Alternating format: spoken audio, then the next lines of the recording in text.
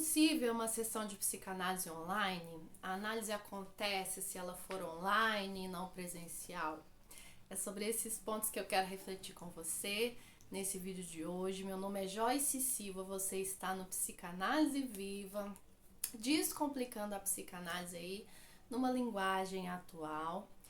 E hoje a gente vai conversar sobre a análise virtual, né? Muita gente tem muita dúvida, embora a gente passou aí por um período de pandemia em que a maioria das análises passaram aí do ambiente presencial para o ambiente virtual, muita gente continua com essa dúvida, muita gente tem muitas questões, principalmente quem está começando ou quem nunca fez a sua própria análise. Então, eu quero trazer essa discussão aqui partindo de alguns eixos para a gente começar a conversar. O primeiro eixo que eu quero trazer é o da transferência. Vamos lembrar, né? Assim, independente do online ou do presencial, o que configura que um tratamento, que um acompanhamento, ele seja psicanalítico e ele seja uma análise? O primeiro ponto é o ponto da transferência, né? É importante, é necessário que essa transferência, que essa suposição de saber com a qual o sujeito nos chega, ela seja manejada por aquele que recebe esse sujeito.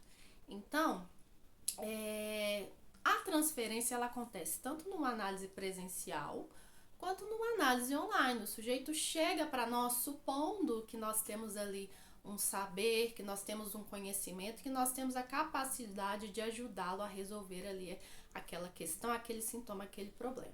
Então, o ponto da transferência, ele é fundamental, ele marca aí um dos princípios, um dos norteadores, um dos pontos fundamentais para a gente dizer que uma análise ali tem condições de começar a acontecer. Esse é o primeiro ponto.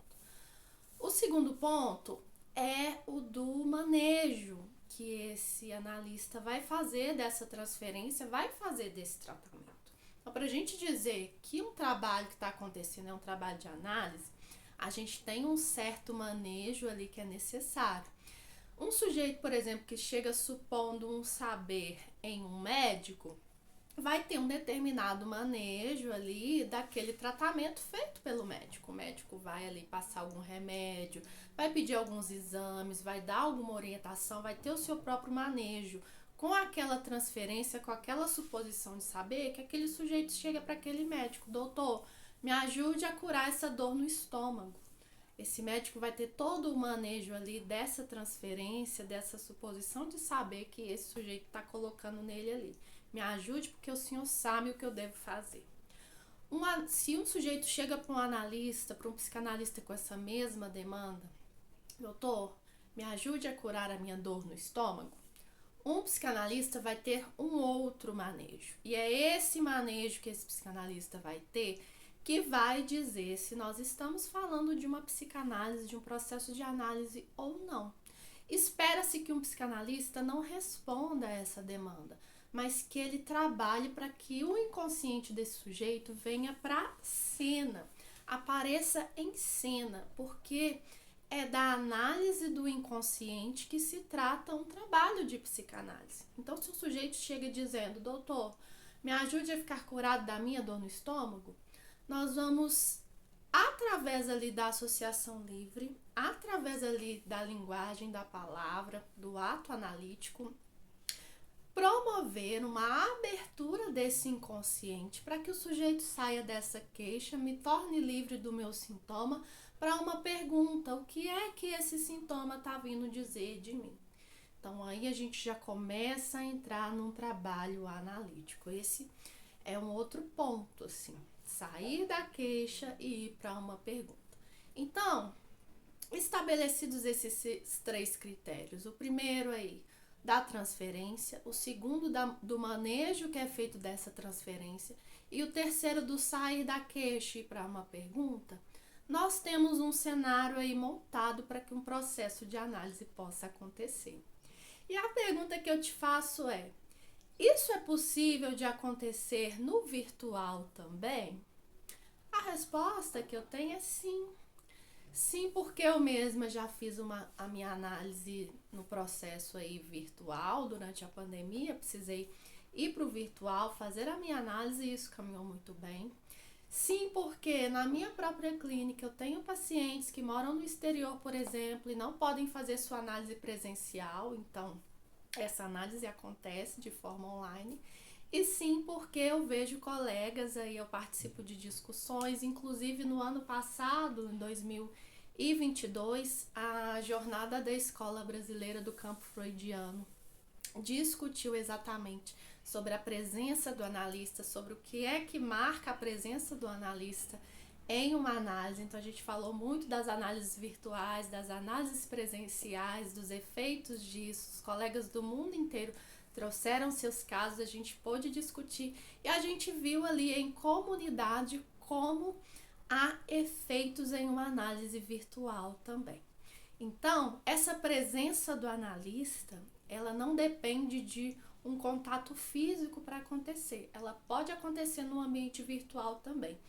Vai depender do manejo que nós fazemos dessa análise e também vai depender da abertura desse sujeito. Por exemplo, há sujeitos que pedem uma análise virtual exatamente para não se comprometer com o corpo ali na sessão. E isso aí já é uma certa resistência, já é um certo travamento no processo. Se o analista não estiver atento a isso, né, isso pode atrapalhar o processo e pode dificultar que esse processo venha a ser aí uma análise.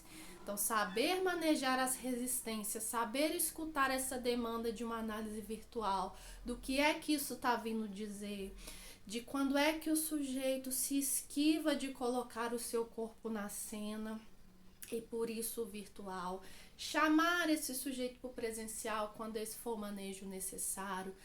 Eu diria que nós, quando estamos ali no ambiente virtual, precisamos ter uma certa expertise, ser mais espertos, ser mais atentos às resistências do sujeito, porque o virtual pode entrar ali como um mecanismo para vir travar a análise, para vir travar esse inconsciente de aparecer na cena. A gente sabe que a resistência ela está presente no processo analítico, ela faz parte, mas o virtual ele pode ser usado ali pelo sujeito como um mecanismo ali a mais nesse processo de resistência. E a resistência é sempre do quê?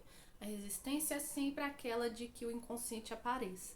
É sempre a resistência, numa linguagem bem freudiana, de que o material recalcado venha para a cena.